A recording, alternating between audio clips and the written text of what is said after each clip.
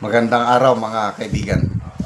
Bigyan natin ng reaction, opinion itong post ng Batas PH. Ernie Teves, two others acquitted in Digamo murder case. Wow! Panalo po si dating Congressman Teves. Sabi niya, look, copy of the Manila Regional Trial Court Branch 15 decision granting the demurrer to evidence filed by former Negros Oriental Representative Ernie Teves Jr. effectively acquitting him of the murder case in connection with the killing of former Negros Oriental Governor Roel Digamo in 2019. Okay, so ito inattach yung order.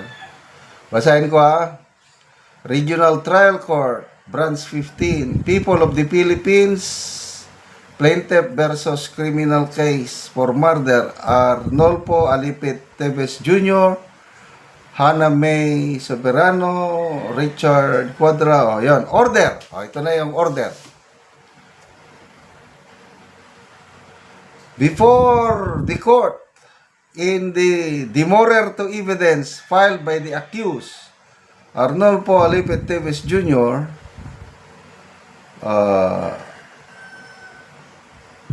punta na lang ako dito sa last accordingly, the demurrer, prosecution's evidence is legally insufficient. Kulang. Prosecution's evidence is legally insufficient to sustain a conviction even if left unrebutted. The court is duty bound to grant the demurrer to evidence, to require the accused to present evidence. Under these circumstances would amount to an impermissible shifting of the burden of proof and a violation of the constitutional presumption of innocence. Accordingly, the demurrer to evidence must be granted and the accused acquitted. Wherefore, the demurrer to evidence filed by the accused, Arnolfo Teves Jr., Richard Cuadra, Boy Cuadra, and Rolando Pinili aka Inday are granted for failure of the prosecution to establish a prima facie case, and accused is hereby acquitted of the crime as charged. The jail warden of the Manila City Jail male dormitory is directed to release accused Richard Cuadra and Ronald Pinili aka Inday from custody, held for some other unless held for asama. The jail warden of Metro Manila District Jail, Annex 2, is directed to release accused Arnolfo Teves Jr.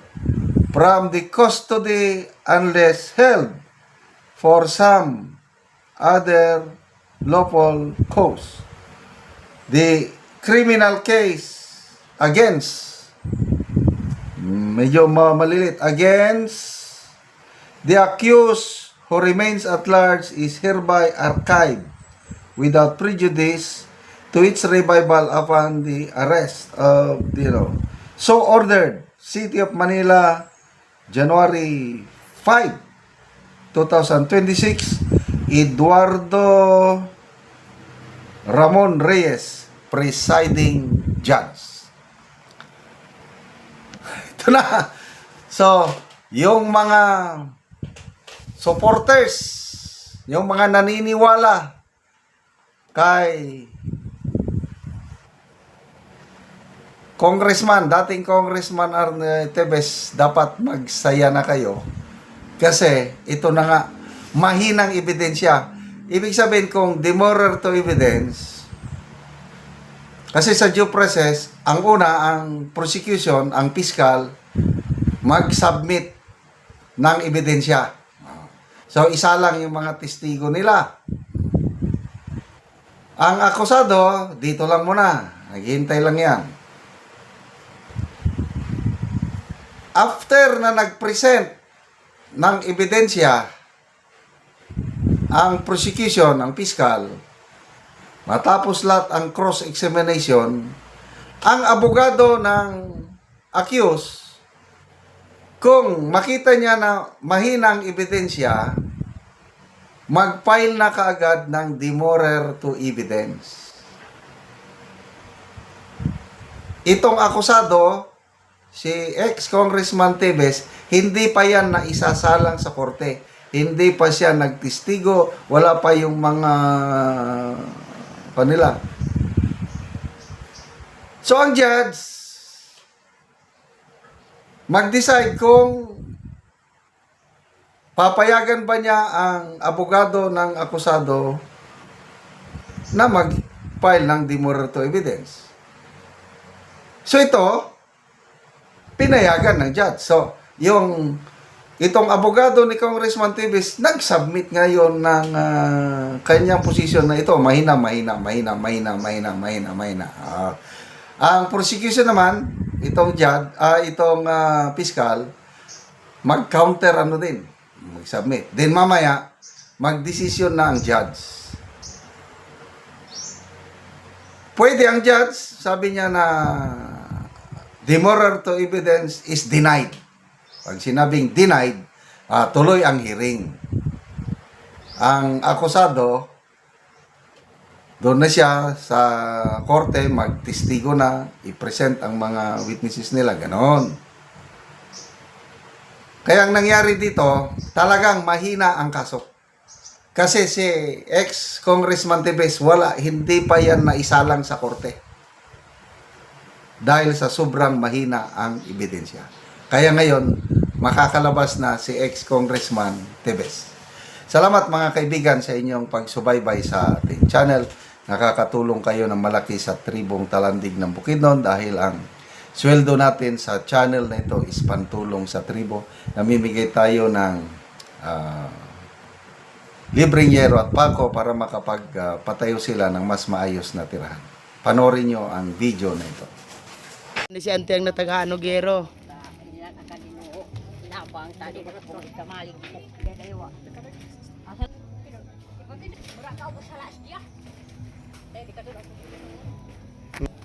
Wala ni ang balay ni ante. Sumuuna ni ang itsura sa atop ni ante. Natabangan siya og gero. So makita gid nato ang iyang atop nga mga buslot na gyud. Mga dagko na gyud og buslot ang iyang atop tungod sa kadugayon na. So gipang kuana na gani ang uban, pamputol na. Kita gid nato nga kung mag-ulan matuluan na gid sila. Ang ilang abuhan mga silupin lang. So pila na ni katuig anti ang inyong balay? Napulo na ni. Napulo na katuig. Oo. So nagantos gid mo anti pagayo sa ulan. Nagantos gyud mi. Labi Oo. na kawagyo na. O pila gid mo kapuyo diri anti nga balay? Kun man mi tulo ka pamilya. Tulo mo ka pamilya. Oo. So mura ni giluagon sa inyong balay. So kuan gyud mo, tulo ka pamilya kung mag ulan ante, Ga parlingkod mi dire. Gapang- Gatapok-tapok. gatapok-tapok galing ko dra mo. Oo. So unsa di ante ang panginabuhian ninyo? Gapasok ka rata. Gabasok ra mo. Oo, naay musuho na gasidlain tag muso. Kung makasidlayan kung dunay muso makamuso Oo. para lang nga Mabuhi mi. makapalit mo og kuan Among pagkaon. inyong pagkaon. Oo. Pero ano, dali nagkakadugangan kay nagabuslot ng uban ano. Bisan ang inyong mga kaldero. Oo. Ato ang among palato. Di mo yamoy ra. Pila mo ka pamilya ani tulo mo so Tulo, mi. kinira ang inyong Among kordero. So lisod gyud anti ang inyong panginabuhian Oo. Salamat sa Ginoo sa nagtabag og sen. nga makaatop na gyud mo. Atop na gyud mi nga di na gyud mi tuluan. Sige ante, salamat.